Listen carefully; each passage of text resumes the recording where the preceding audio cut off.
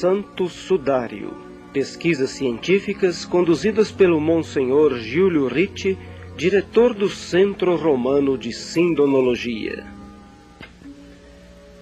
Esta pintura em seda do século XVIII mostra a imagem integral do Santo Sudário, onde aparecem todos os elementos da flagelação, paixão e morte de Nosso Senhor.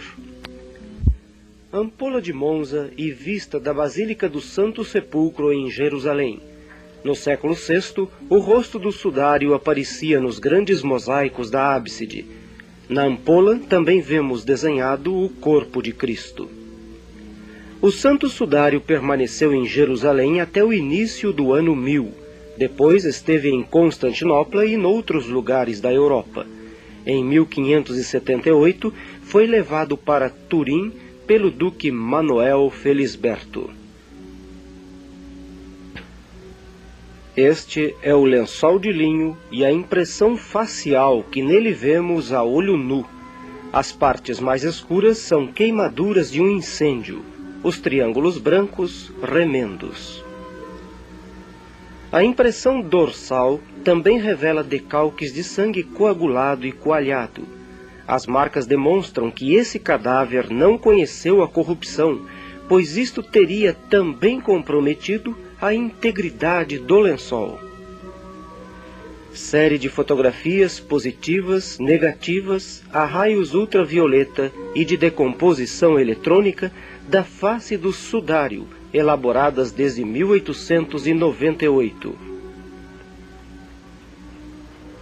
Esta é a sagrada face de Nosso Senhor, extraída do Santo Sudário em 69 pelo fotógrafo Giudica Cordiglia.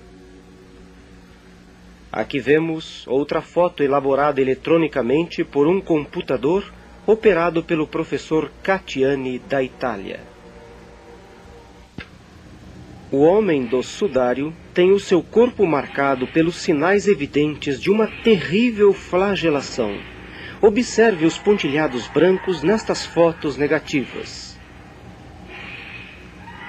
As tíbias apresentam apenas filetes de sangue verticais, evidentes de modo especial nesta foto em transparência.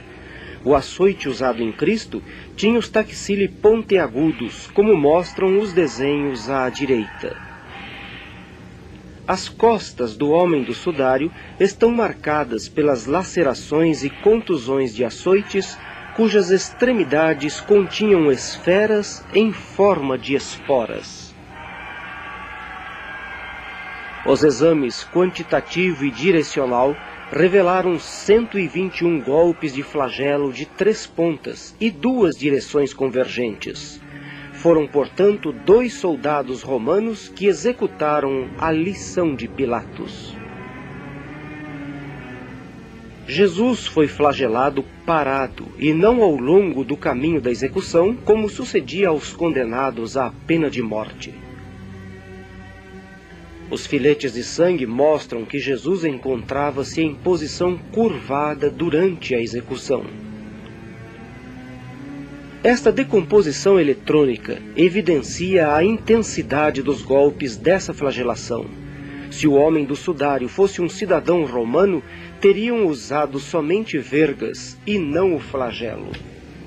E Pilatos, que desejava livrar Jesus, mostrou-o ao povo. E eles gritaram: crucifica-o!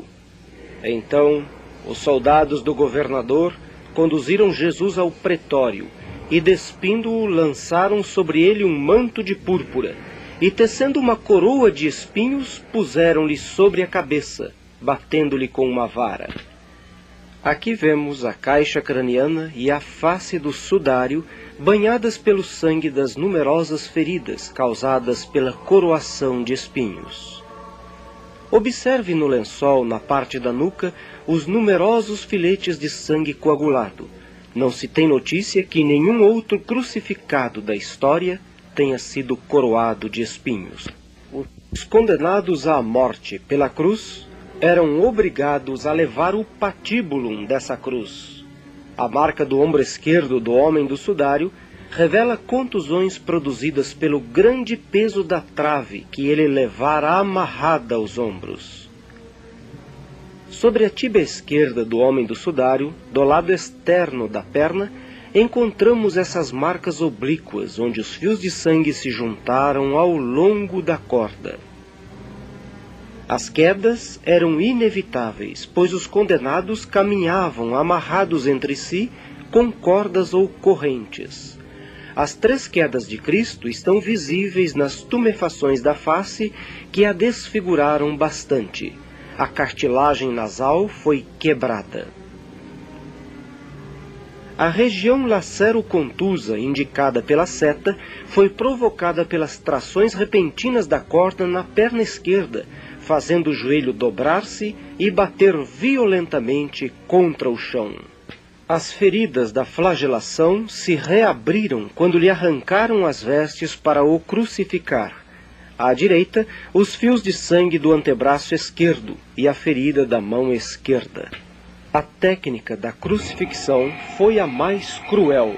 Eles o pregaram com cravos na zona dos carpos. A posição do dedo polegar indica lesão do nervo mediano, o que causa dores insuportáveis. A chaga do pé direito está circundada por uma larga mancha de sangue que abrange toda a superfície do pé. A seta escura indica o furo do cravo. À direita, vemos o cravo de um crucificado quase contemporâneo a Jesus. A planta do pé direito mostra que o prego foi metido entre o 2º e o 3º espaço metatarsal, de onde escorrem várias direções de fios de sangue. Nesse pé, Jesus susteve todo o peso do seu corpo.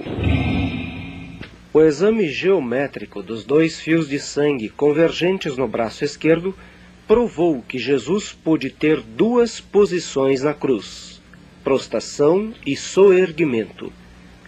A posição de prostração foi reconhecida calculando-se o ângulo do primeiro fio de sangue escorrido no antebraço esquerdo. A posição de soerguimento é demonstrada pelo ângulo de 35 graus, formado pelo 2º fio de sangue com o primeiro e partindo do mesmo orifício do prego. Este crucifixo foi elaborado pelo Monsenhor Ritt, baseado em todo o levantamento científico efetuado no Santo Sudário. Jesus fora crucificado sem vestes nenhuma e sem a coroa de espinhos.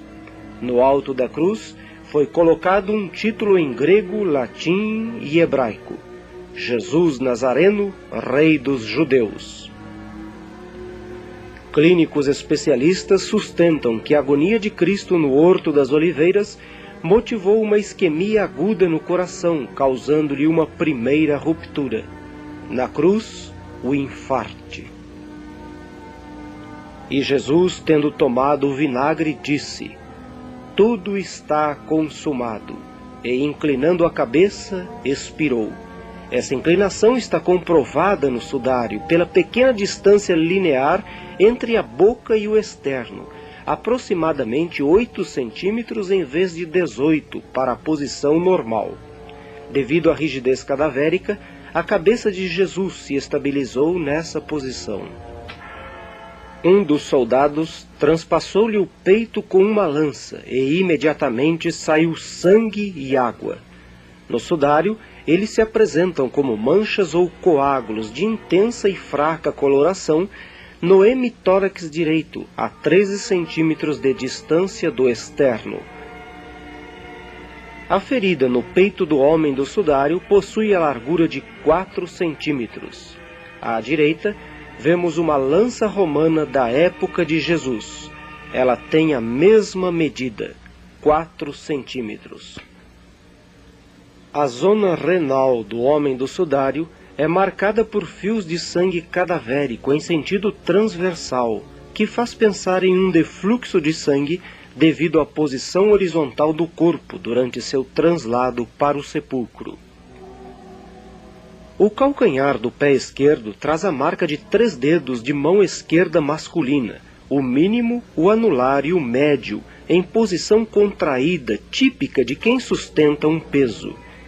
Observe atentamente na foto negativa à esquerda a posição das 3 marcas. Era o cair da tarde. Depositaram o corpo sobre a mesa do sepulcro, onde o sudário, comprado por José de Arimateia, já se encontrava estendido. Não lavaram o corpo por falta de tempo. O sábado já ia começar, pois a contagem do dia se inicia entre os povos orientais às 18 horas, isto é, ao pôr do sol. Os acomodamentos do lençol fúnebre ao corpo e as maternas atenções deixaram traços inconfundíveis do homem que foi envolvido no sudário naquela primeira Sexta-feira Santa da história. O lençol foi ajeitado sob os dedos, deixando a marca da ponta deles, que se torna quase um prolongamento das falangetas quando se estica o tecido. O fêmur direito na marca dianteira mostra um prolongamento excessivo, pois o lençol pôde enfaixar toda essa parte, enquanto que na posterior a marca não existe, devido à falta de contato com o lençol. A fotografia ultravioleta comprova que o lençol foi dobrado várias vezes na altura do terço inferior das tíbias. Sobre a cabeça foi feita outra larga dobra no lençol, que era excessivamente longo. Isto causou a falta de junção imediata das marcas da face e da caixa craniana, deixando 14 centímetros de espaço não impresso. Tomaram o corpo de Jesus e envolveram-no em lençóis com aromas, segundo a maneira de sepultar usada entre os judeus. Maria Madalena e Maria, mãe de José, estavam observando onde era depositado.